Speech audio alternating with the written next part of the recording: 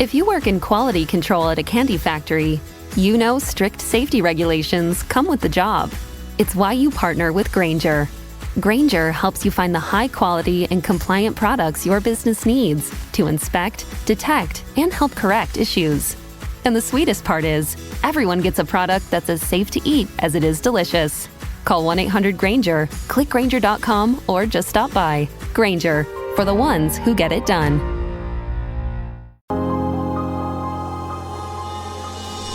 You are listening to I Am Refocused Radio with your host, Shamaya Reed. This show is designed to inspire you to live your purpose and regain your focus. And now, here's your host, Shamaya Reed. Hey, welcome to I Am Refocused Radio. We are here once again, and just like any other time, we have another amazing show lined for y'all today. Today, we're going to be talking all about Dr. Sara Erdner. She is someone that you're going to really love. She has an amazing journey that as a PhD focus on coach-athlete relationships. She has a book that you need to go to. Website is super easy, darecoachbook.com.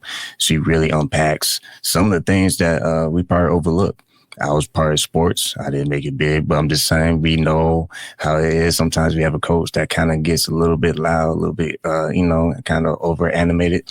But she has some powerful stories and case studies that I feel that you will really appreciate, especially if you are a coach or an athlete yourself. So once again, I want to say to Sara, thank you for being on. How are you doing?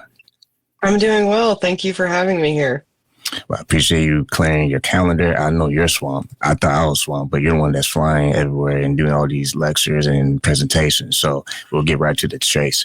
Kind of start out, first of all, with your studies. What inspired you to say, you know what, I want to tap into this and kind of dig deeper? Absolutely. When I was in my PhD, something that they would talk about was very much you want to get your dissertation done. So who's the population that you can have easy access to? And that was actually coaches, because we didn't have a lot of barriers to access to the athletes. And so I started out doing that just for ease and getting that research going. But as I was having those interviews with coaches and doing the research, they were like, we want to know what the athletes think about the coach-athlete relationship. And I was like, I hear you. And I thought, you know what, for my dissertation, I'm going to bite that bullet and I know it's going to be a lot harder to get access to the athletes themselves, but I would rather do the 1 to 2, 3 extra steps to hear those lived experiences.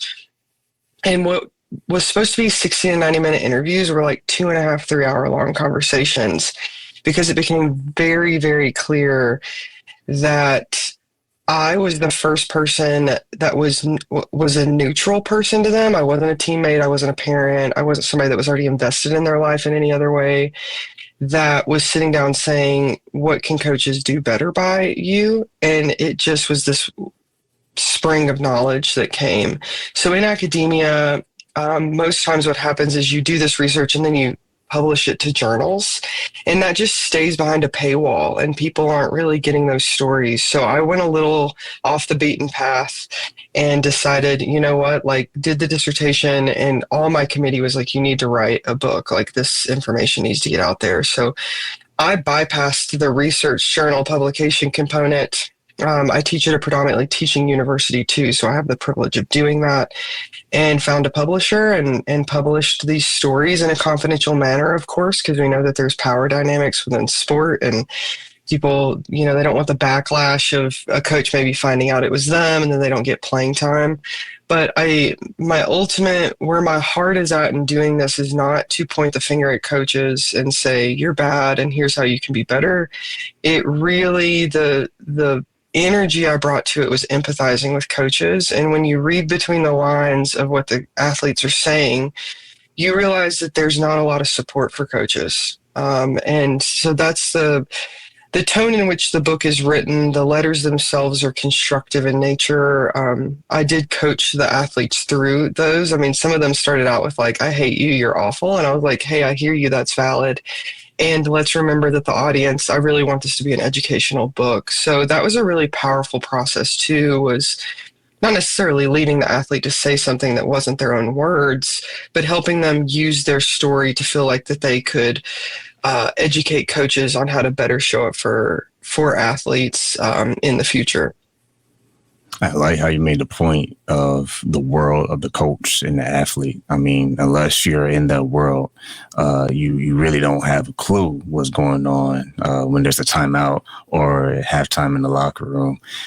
From your experience and research, what role does creating a safe space and boosting the performance for the athlete and coach? Because the coach, they're on the line as well. Absolutely. I want to speak more about the coach here because it's a trickle-down effect. We saw this in speaking to the athletes, having the letters come through. If the coach is not mentally healthy themselves and if their well-being isn't centered, then the safe environment has already been it's not as safe as it could be because the coach themselves don't feel safe. They don't feel mentally taken care of. So we philosophically across the years, decades ago, it was very much a coach-centered philosophy. And then now we've shifted the pendulum to an athlete-centered philosophy. And I argue for a relationship-centered philosophy where the coach is center stage with the athlete. Oftentimes the coach is looked at as a means to an end. They're hired, retained, and fired based on whether the athletes perform or not. And I just feel like we're not unconditionally positively regarding the coach as an entity in and of themselves. They're a human being that we should care about. They have feelings. They're sacrificing so much time with their family, with their kids, and the stress of that. And then also needing to have, depending on what level they're playing, maybe 18-year-old bodies are determining whether they get to stay on it, they get to keep their job or not. So something that I feel like we do a good job, I think we've done a good job at different organizational levels for athlete mental health initiatives. But those are just a Band-Aid approach if we don't have mentally healthy coaches, if we're not centering coach well-being as the first and foremost. I see a lot of, with me doing coaching education, I've looked at a lot of coaching education materials across the Olympic committees, across different NGB, national governing bodies. And it's always like the X's and O's, the tactical, all this stuff. And then the last module is like, oh yeah, coaching well-being. Don't forget about your well-being. And it's like, if we just look at the optics there, you're basic, like this is like an afterthought. Coach well-being is an afterthought. My argument is let's bring that to the center so that coaches feel taken care of as a human first. When they feel mentally healthier and also psychologically safer themselves as taken care of by the administration, that unconditional positive regard for the coaches will then trickle down to the athletes. So it's not about, hey, coaches, here's what you can do, A plus B equals C, to make your athletes feel psychologically safer, and then thus they'll optimally perform. But how can we also bring that formula in for coaches? It's a very complex web. So you might, when I look back at my coaches that didn't necessarily show it well for me, and I think empathetically of like, gosh, what were they going through at the time? And what resources did they have to take care of them? I know a coach of mine was dealing with cancer. Their wife was diagnosed with cancer. Did they have the time to go to mental health therapy to deal with that on top of the travel schedule that they had? I don't think they were doing that. Maybe they were, but so that's what the book is really here for, is to start the conversation. I don't situate myself as the expert with a capital T. I am an expert. I do have points that I would bring to the conversation around that table. But I think that like you yourself, you are an athlete. You also have you probably have really good suggestions to bring to that table too. So let's empathetically start a conversation on how to create safest sport environment for all stakeholders, not just athletes. And when you look at how people will view this as listeners, one, if they just know someone that was a coach or an athlete, they're going to be more curious to know, well, wow, we're used to just going to the game, going home. And if our team gets fortunate enough to be in a championship game, then we're going to go crazy. But once it's over and the confetti drops, everyone's going their merry way. But to your point, coaches and players collectively have to go through this series of, okay, how are we going to perform in the game? And if we're in that championship game, how much pressure are we going to have, or we're not going to have that much pressure because of how, like you're explaining the interview, how they tackle things. Because if they're not tackling it the right way, then there's this friction that is going to either cause someone to break, or it's just going to be something interesting at the off season. So my next question will be, what was probably a key lesson that you read from a coach or athlete that say, you know what, wow, that makes sense, that there's so much pressure, quote unquote, being built either in season or off season? Yeah, I think it was actually, there were two things that this brings up for me. As I was writing the book, I was speaking to, we had our end of the year university party where the athletics and professors and faculty all come together. And I was sitting around a table with a bunch of coaches and talking about my book getting published and speaking about the empathy that I have for coaches and really wanting to center this coach mental health initiative, and speaking about coach burnout and a couple of my colleagues in the field that do that research. And this coach started tearing up, and he like took his glasses off, and I was like, what's going on? Like, what's resonating with you right now? And he said, I've never had somebody center the coach, like care for the coach like this, and then went into a specific example of dealing with the death of somebody in his family.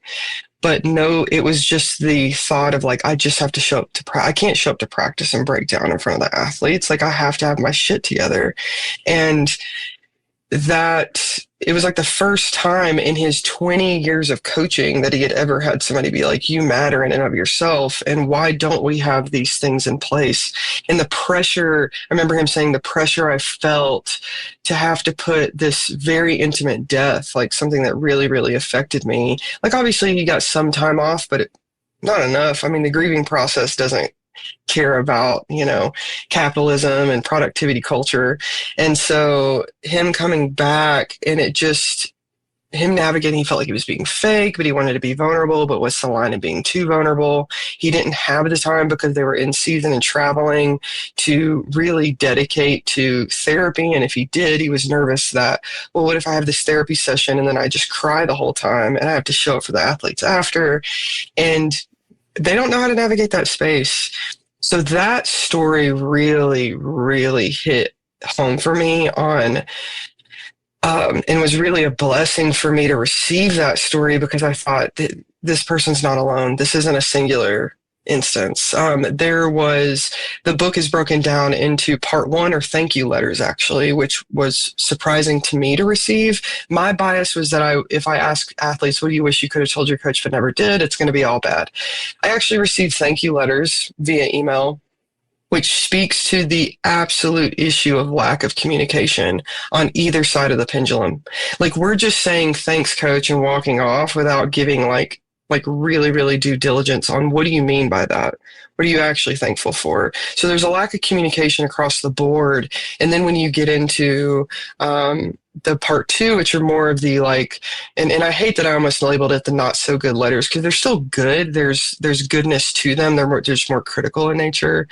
They're in part one, the thank you letter, there was an athlete saying that there was one about the coach whose wife was diagnosed with cancer, and how they really saw them struggling with that. And they saw that the coach was really trying to figure out how to navigate being a coach while also being a human. And there was a lot there, and they wished the coach had more. So it was that letter paired with this other coach, the separate instance, where I was like, gosh, this is, and the unfortunate truth, and I hate this, and why I want to advocate so bad for coach mental health.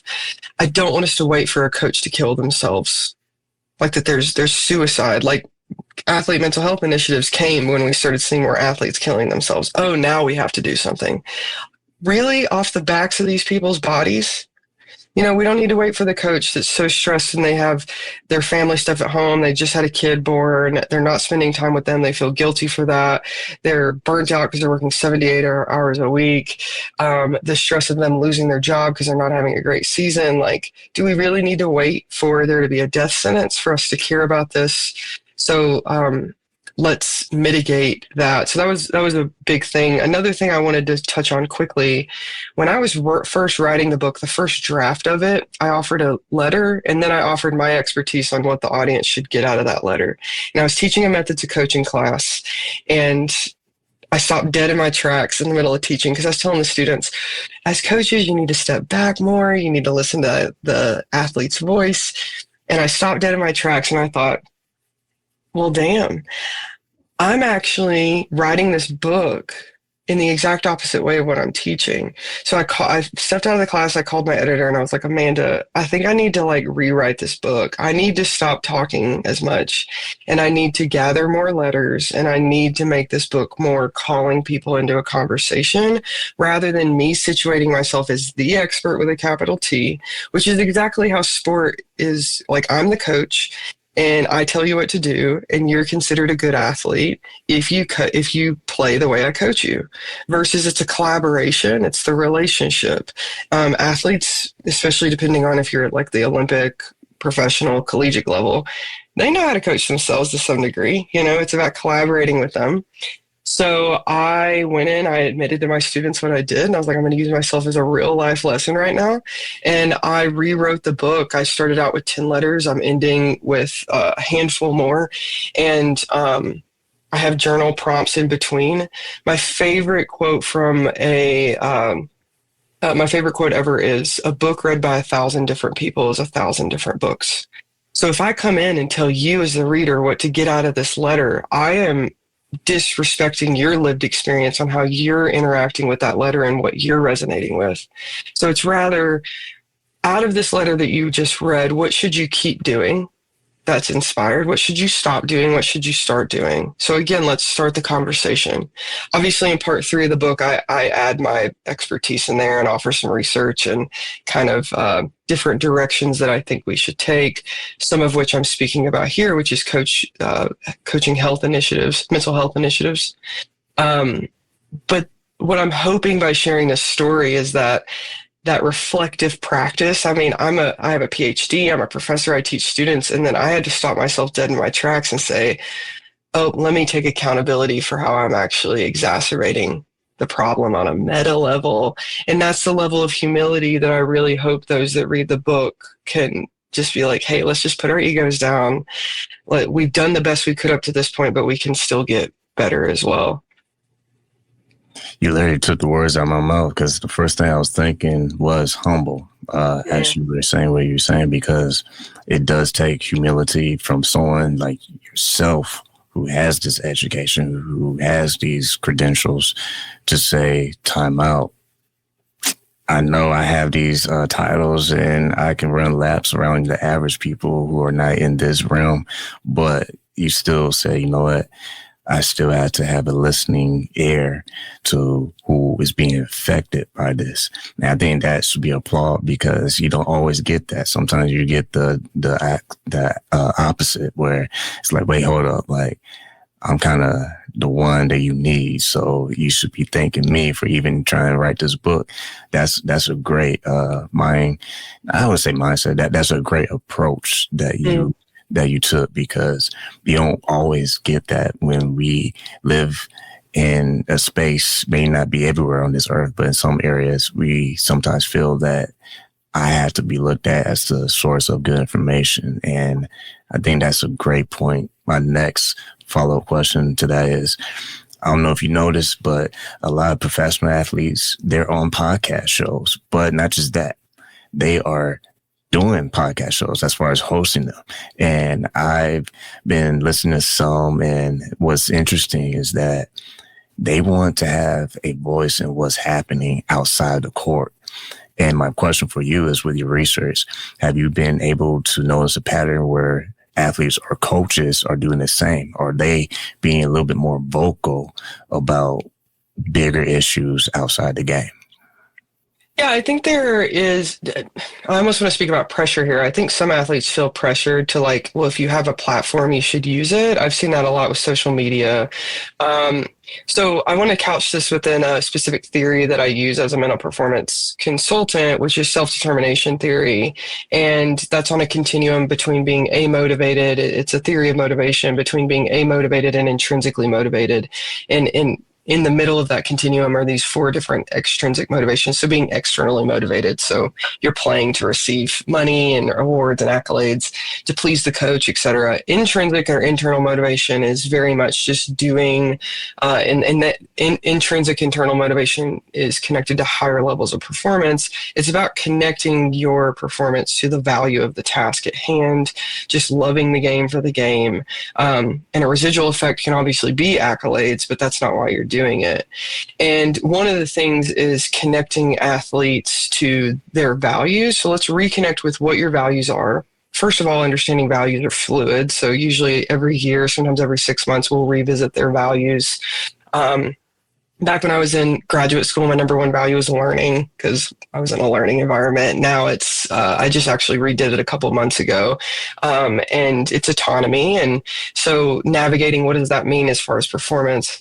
So to me, what I do with an athlete is I don't want to make a blanket statement and to say, yes, every athlete and every coach wants to be a part of these bigger issues and talking about them. I do think, again, my number one value right now is autonomy. It's agency.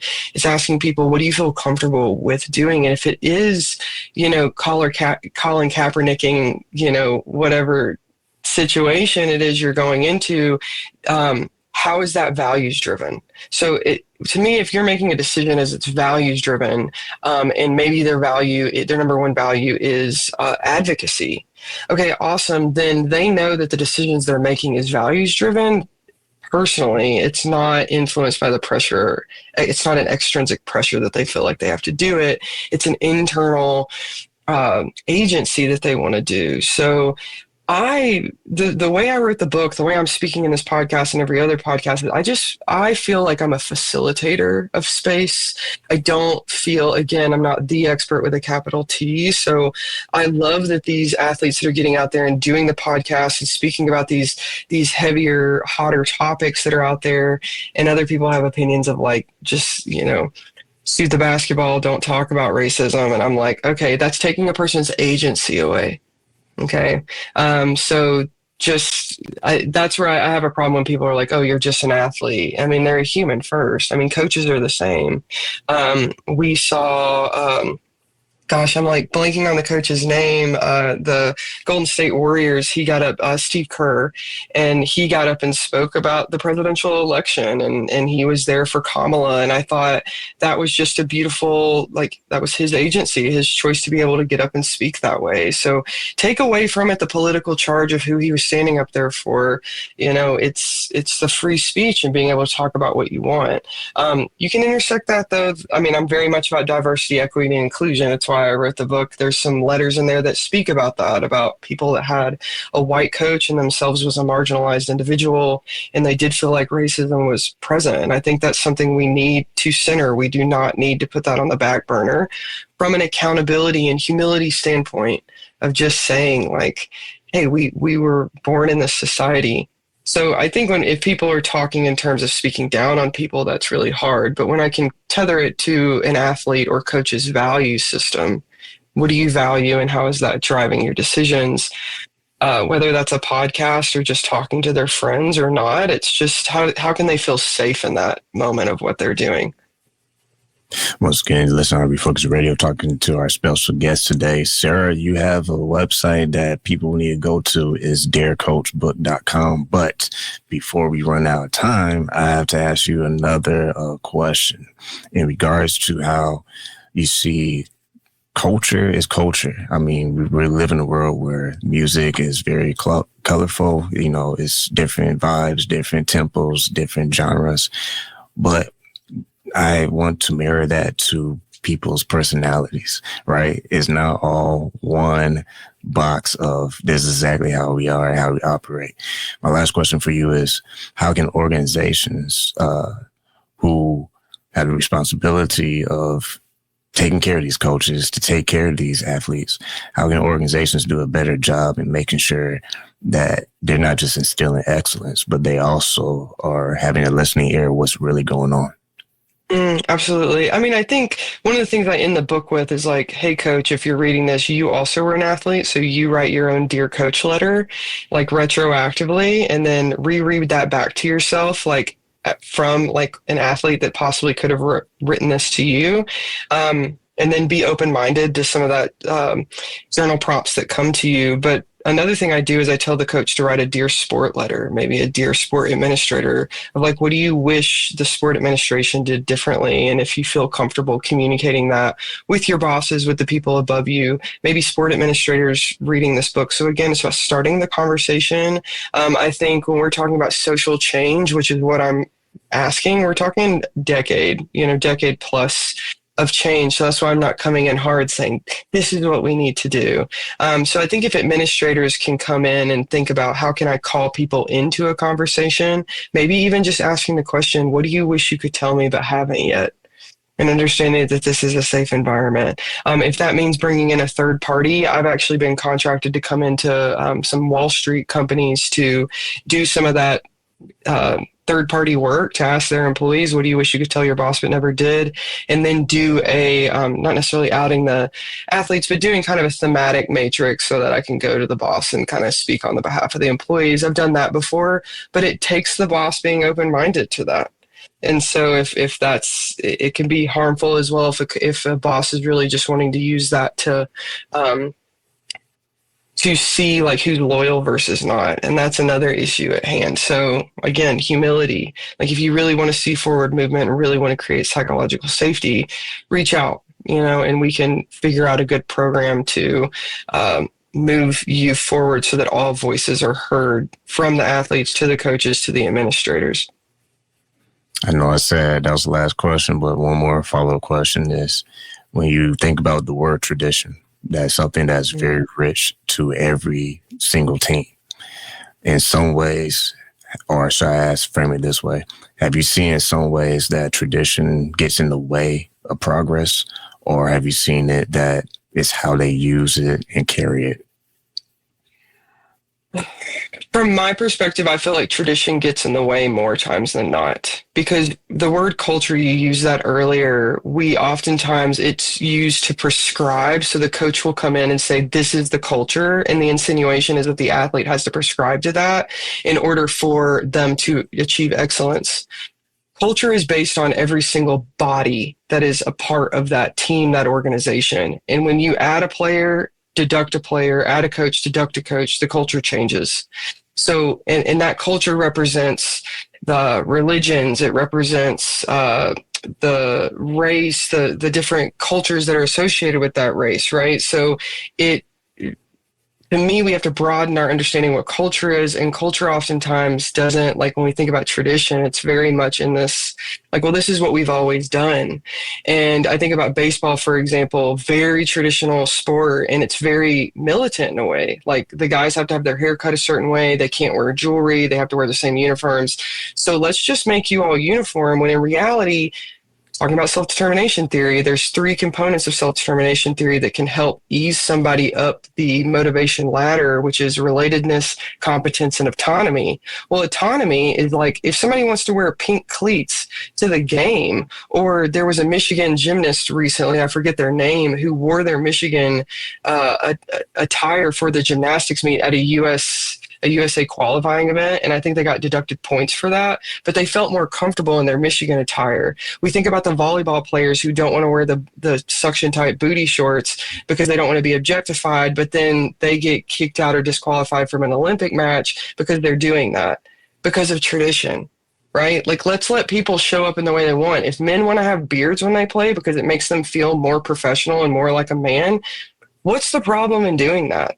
But then the coaches are saying, oh, well, you need to cut it because that's just what we've always done. And I feel like that whole tradition, what we've always done, when it's coming at it from a fixed mindset like that, actually hinders individual performance. And that hindering of individual performance is going to impact team performance. The dominoes fall where they may. And those watching, listening, you can literally watch or read some stories. I won't mention the team in baseball, but the writers on the wall, you can kind of figure that out. But yeah, I remember reading something about that earlier this year where they're starting to kind of loosen the grip on what they call is what they want, is what I would say, versus today's time of reality of what actually doesn't really matter what they are trying to say. But that's another show. Yeah. That's a whole nother conversation. So once again, talking to our guest, Sara, go to her website, dearcoachbook.com. Might have to have you back on in the future because this was really a great perspective. So like I always want to say to you, thank you for your time. Yeah, thank you so much for having me. And I would love another podcast time if we could just keep going down these rabbit holes.